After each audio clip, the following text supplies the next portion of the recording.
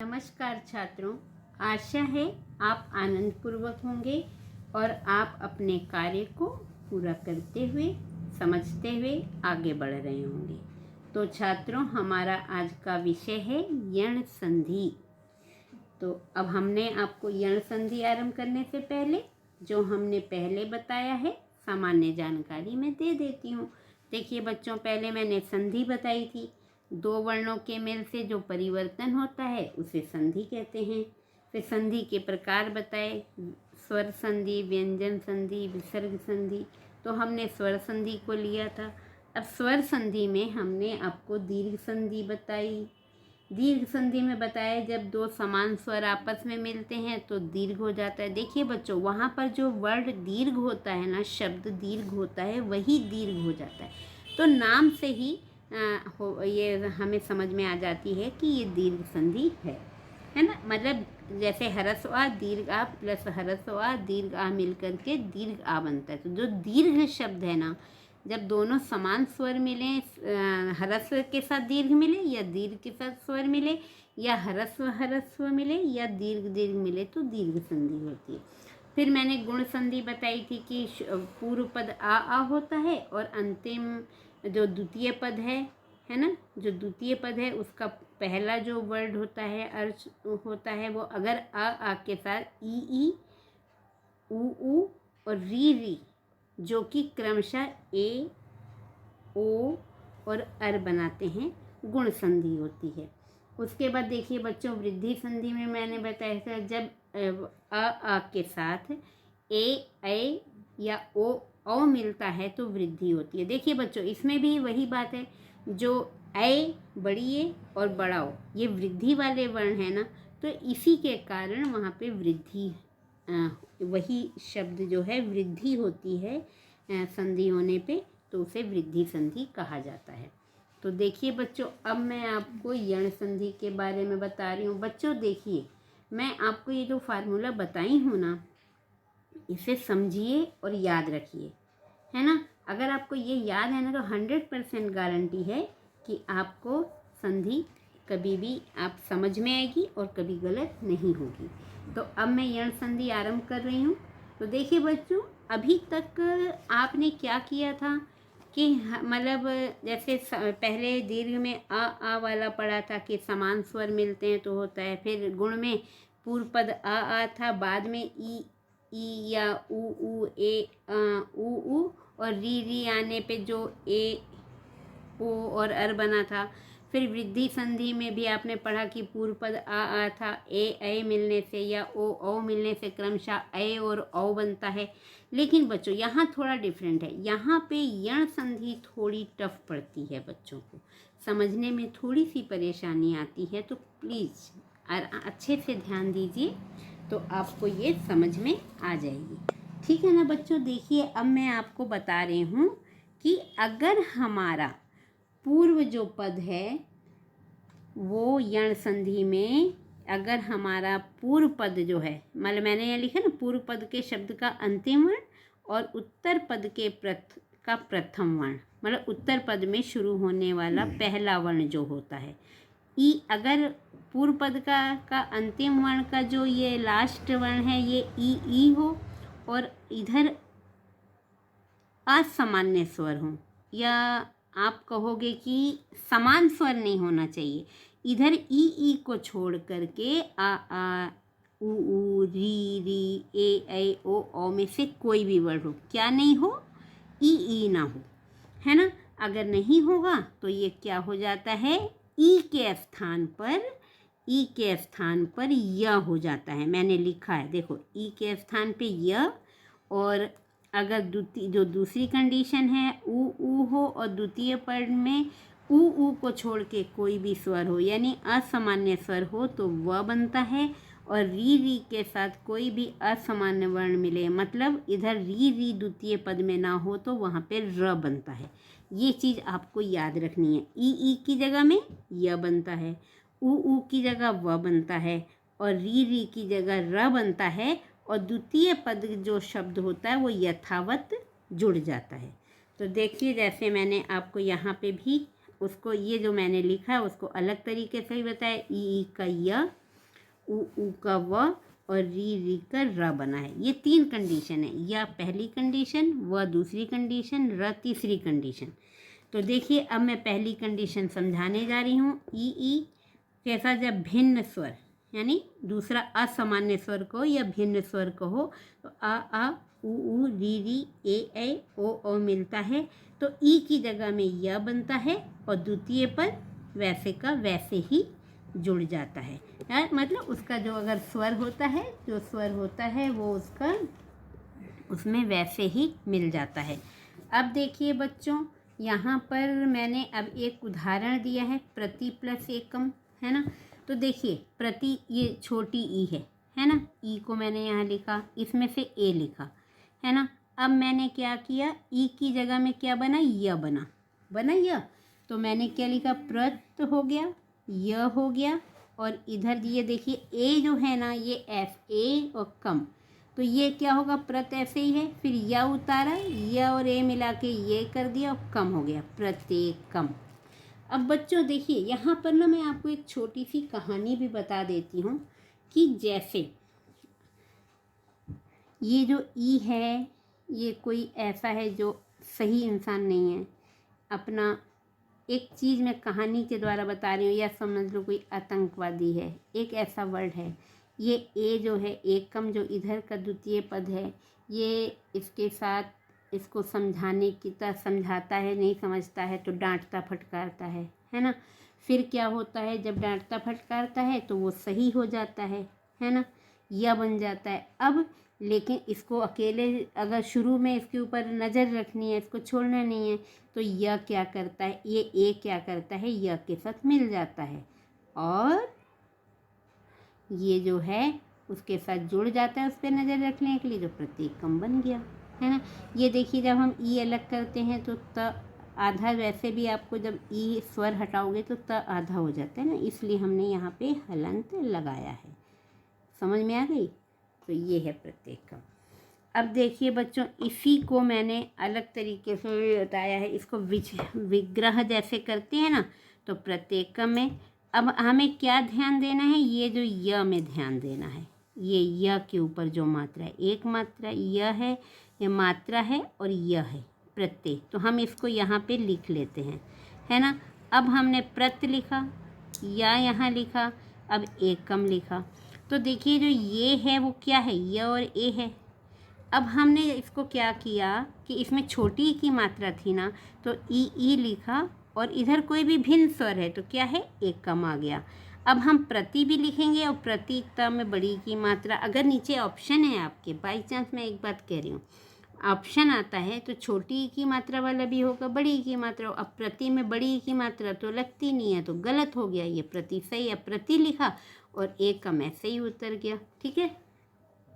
अति धन अधिकम, अब देखो इसका अति का छोटी ई और इधर से अधि आ अलग किया, ये भिन्न स्वर है आना, है ना। ई का क्या बना, य बना, यहाँ पे क्या बचा, अत बचा, है ना। अब य और ये य के नीचे हलन दिया है, य और आ मिल के य पूरा बन गया, अत हो गया, य हो गया, और ये धिकम है, तो ये ध के ऊपर जो छोटी की मात्रा है वो क्या करेगी, यहाँ क्या हो गया, अत्य हो गया, और ये धिकम वैसे का वैसे जुड़ गया, क्योंकि आ तो मिल गया ना या से, तो यह बना है, तो अत्यधिकम हो गया। ऐसे ही विग्रह में भी मैंने बताया है। अब हम क्या सोचते हैं, यहाँ पे य को लेंगे, य है जो हमने य उतारा, है ना, फिर अत हो गया, यहाँ य लिखा, इधर क्या हो गया, अधिकम, और य में ये जो अधिकम का अ है, य में मिल के अ पूरा बन गया, तो मैंने अधिकम यहाँ ऐसे लिख दिया। अब इसमें देखिए अति उपसर्ग है ना, है ना, तो क्या है, अतिता में छोटी की मात्रा बड़ी की मात्रा, तो बड़ी की मात्रा तो गलत होती है, तो हमने इसे काट दिया, है ना, और हमने अति वाला लिख लिया, तो अति प्लस अधिकम ये विग्रह हो गया। ऐसे ही आदि प्लस अंतः, देखिए वही कंडी वैसे ही किया है, यहाँ पे आदि है, छोटी की मात्रा, इधर भिन्न स्वर है, तो ये ई की जगह में यह हो गया, आद यहाँ उतार दिया, यह हो गया, और अंत हो गया, तो आद्य अंत। अब देखिए बच्चों, ये आद्य अंत है ऐसे लिख सकते हैं, लेकिन द या मिला के हम ऐसे लिखते हैं, द या को जैसे मिलाते हैं तो आद्य अंत, आद्य अंत हो गया। तो बच्चों ये बन गया। इसी तरह मैंने आपको विग्रह बताया। अब आदि में द में अगर बड़ी की मात्रा है तो गलत है, छोटी की मात्रा है तो सही है। तो हम बड़ी की मात्रा वाला नहीं सोचेंगे, छोटी की मात्रा का सोचेंगे, तो आदि प्लस अंतः बन जाएगा। देवी उवाच है, देवी में व में बड़ी की मात्रा है ना। अब बड़ी की मात्रा और ये तो यहाँ पे देव लिखा, ये बड़ी की जगह भी य आया, इधर ऊ लग गया तो क्या बन गया, देव हो गया, ये यू हो गया, वाच उतर गया, देव यू वाच हो गया। इसी मतलब उसमें अब देवी में व में छोटी की मात्रा तो संबोधन में आती है, वैसे सिंपल वर्ड में नहीं आती है। तो देवी ये बड़ी की मात्रा वाला सही है, छोटी की मात्रा वाला गलत है, देवी प्लस उवाच हो जाएगा। हमें केवल इस पे ध्यान देना है, यू पे, है ना। या उतारेंगे और वाच तो उधर का मात्रा है। अब देखिए बच्चों, अब मैं आपको इसमें ये पहली कंडीशन मैंने समझाई थी, अभी दूसरी कंडीशन है, ऊ है, भिन्न स्वर है ना। तो यहाँ आ ई ऊ री ए ओ। तो बच्चों देखिए, अभी मैं आपको इसमें ऊ वाली कंडीशन में क्या बनता है, व बनता है ना, अगर भिन्न स्वर होता है। तो यहाँ पे मधु प्लस आचार्य, तो क्या हो गया, ऊ की जगह में ये ऊ है और ये आ है, भिन्न स्वर है। तो हमने क्या किया, ऊ अलग किया, मध उतार दिया, व उतार, ये ऊ उतारा, ऊ की जगह क्या बन गया, व बन गया। अब ये आ और चार्य, तो मध फिर उतारा, अब व में आ मिल गया तो व बन गया, और चार्य मध्वः चार्य। यही सेम पर मैंने यहाँ पे भी समझाया, मध्वाचार्य का मतलब आपको विच्छेद करना है। तो यहाँ देखिए व में आ की मात्रा है ना, ये व पे ध्यान देना है, तो व लिखा, फिर व प्लस आ हुआ और इधर चार्य। तो अब देखिए इधर क्या बचा बच्चों, देखिए हमने मध्य बच रहा है, लेकिन यहाँ पर क्या बचा हुआ है, मध्य बचा हुआ है। अब देखिए बच्चों, हमने इसमें क्या था, ये कंडीशन, व की कंडीशन क्या है कि ऊ होगा या छोटा ऊ होगा, बड़ा ऊ होगा। तो यहाँ पर देखिए बच्चों, अब हमने मधु छोटा ऊ वाला लिखा, बड़ा ऊ की मात्रा है, बड़ा ऊ की मात्रा वाला गलत होता है, मधु ये सही है, और आचार्य तो मधु प्लस आचार्य हो गया। बहुत सरल है बच्चों, अगर आप थोड़ा सा ध्यान से आप प्रैक्टिस करोगे, रफ कॉपी में जैसे मैं समझा रही हूँ प्रैक्टिस करोगे तो आपको बहुत अच्छे से आएगा। ऐसे ही सु प्लस आगतम है, देखो स का ऊ उतारा, इधर सा ऐसे ही लिख दिया, फिर ऊ का व हो गया, तो आधा सा है, ये व स्व हो गया, और व में आ की मात्रा हो के स्वागतम हो गया, है ना। ऐसे ही स्वागतम का विग्रह करना है तो व पे ध्यान देना है। तो अब व है, मैंने उतारा, व और आ अलग किया, ऐसे ही गतम हो गया, और इधर स। अब हमारा क्या देखना है कि व की जगह ऊ बनता है, छोटा ऊ लगेगा कि बड़ा ऊ लगेगा। तो हमारे में देखिए स में छोटा ऊ लगाया, यहाँ बड़ा ऊ वाला गलत है, ये छोटा ऊ वाला सही है, सु हो गया, आगतम सु प्लस आगतम। ऐसे ही अनु प्लस आया, अन्वय, है ना। मैंने बताया वही पैटर्न जैसे ऊपर समझाई हूँ वैसे ही नीचे भी बताई हूँ, अन्वय। तो इसी का विग्रह में भी व में ध्यान दोगे, व का अ करोगे, यह हो गया, तो अनु। अब ना में जो छोटा ऊ बड़ा ऊ की मात्रा है वो गलत है, जो छोटा ऊ की मात्रा सही है, तो अनु हो गया, और अन्वय, है ना। तो बच्चों ये देखिए, ये आपको ध्यान रखने से आपको बहुत जल्दी समझ में आएगी। इसके बाद देखिए, अब हम थर्ड कंडीशन बताने जा रहे हैं। री है और भिन्न स्वर आने पे र बनता है, और प्लस द्वितीय पर यथावत होता है। तो देखिए पितृ प्लस आ गया है, तो मैंने री का यहाँ री लिखा, और इधर भिन्न स्वर है, तो इसकी री की जगह में क्या बन गया, र बन गया। पित ऐसे ही उतार लिया, और आज्ञा, अब र और आ मिला, है ना, तो यहाँ पे र हो गया। लेकिन देखिए बच्चों, त र मिला के त्र होता है, तो पितृ हो गया, आ की मात्रा पित्राज्ञा हो गया यहाँ पे। ऐसे ही बच्चों देखिए पित्राज्ञा, जब हम इसका विग्रह करते हैं तो हम त्र पे ध्यान देंगे। अब त्र में क्या है, त र है ना, त र है, और बच्चों अगर यहाँ पर देखिए, यहाँ त र है तो पी अलग हो गया, त र मिलके क्या बनता था, त्र। तो यहाँ तब क्या हो गया, त हो गया। अब र की जगह क्या होगा, री होगा, है ना। तो हमने पितृ लिख दिया, और इधर क्या है, आज्ञा, तो पित्राज्ञा हो गया। इसके बाद देखिए मात्र प्लस इच्छा है, तो यहाँ री है, त में री है, री उतारा, इधर दूसरे असामान्य स्वर है या भिन्न स्वर है, तो री की जगह रा बना। अब क्या बचा, मात बचा। और इधर इच्छा जो ई है और इच्छा उतार लिया। तो देखिए बच्चों, त और रा मिलके क्या बनता है, त्रा बनता है। तो मात्र हुआ है, और ये ई की मात्रा मातृच्छा हो गया। ऐसे ही बच्चों जब विग्रह करते हैं तो देखिए मातृ है, यहाँ पे त्र पहले हमने लिखा, इच्छा तो वैसे ही उतार दिया, त्र लिखा। तो त्र में क्या है, त र है ना। त्र में क्या है, त र है। तो देखिए अब यहाँ पे माँ है। अब हमने माँ ये त लगाया।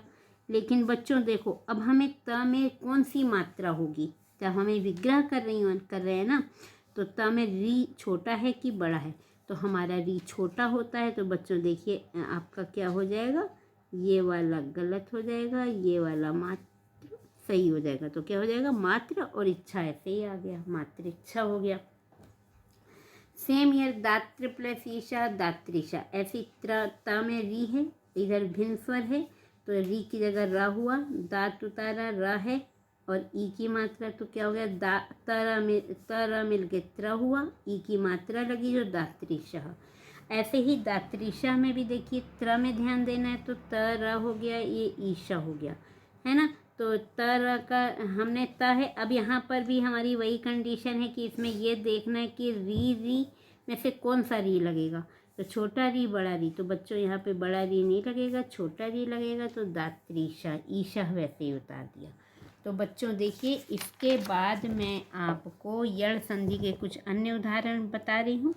इसमें देखिए जैसे ये फर्स्ट कंडीशन वाला है, ये अभिधन उदय है, तो वही ई है और इधर ऊ है ना। तो यहाँ पे क्या हो गया, ई की जगह य बना और उद्यह भानुद्यह बन गया, है ना। ये अब हो गया, य और ऊ की मात्रा मिल गई, तो अभ्युदयः, भानुद्यह नहीं अभ्युदयः। ठीक है, समझ में आ रही है ना। देखिए अब लिखा, ये अब उतारा, है ना, ई हटाए तो अब बचा, ये ई का य बन गया, ऊ की मात्रा लग गई, तो अभ्यु हो गया, और देह वैसे ही उतार दिया, तो अभ्युदय। वधु प्लस आगमनम सेम है, ऊ की मात्रा बड़ा ऊ है तो वध, फिर ऊ की जगह व बना तो वध हो गया, और वध्व हुआ, आ की मात्रा लगी तो वध्वा हो गया, और गमनम ऐसे उतार दिया, तो वध्वा गमनम। यदि धन अपि सेम ईयर, यहाँ पे द में छोटी की मात्रा है तो यदि, और इधर अपि तो यद्यपि। यद हो गया, ई का य हुआ, अपि तो ये द या मिल के द्य हो गया, तो इसको ऐसे विद्या लिखते हैं, तो यद्यपि। तो ऐसे बच्चों हमने आपको समझाया है। और बच्चों देखिए, मैं आपको एक बात और बताना चाहती हूँ कि आप इन सब चीज़ों को थोड़ा ध्यान रखेंगे, जैसे कि हमने बताया है, तो आप उसे कर पाएंगे। बच्चों देखिए, मैंने आपको यहाँ पर आपको ये कुछ संधि कर दे रही हूँ आपके अभ्यास के लिए, आप इसको करेंगे, समझाएंगे। मैंने आंसर भी लिख दिए हैं, आप इसको विग्रह मैंने जैसे करके समझाया है ना, वैसे करके देखेंगे, कोशिश करेंगे कि आप कर सकते हैं कि नहीं। यदि आपने कर लिया तो आप पक्का, मैं बताती हूँ कि आप ये संधि कभी नहीं भूलेंगे। तो ठीक है, अगर समझ में ना आया हो तो पूछ लीजिएगा। धन्यवाद।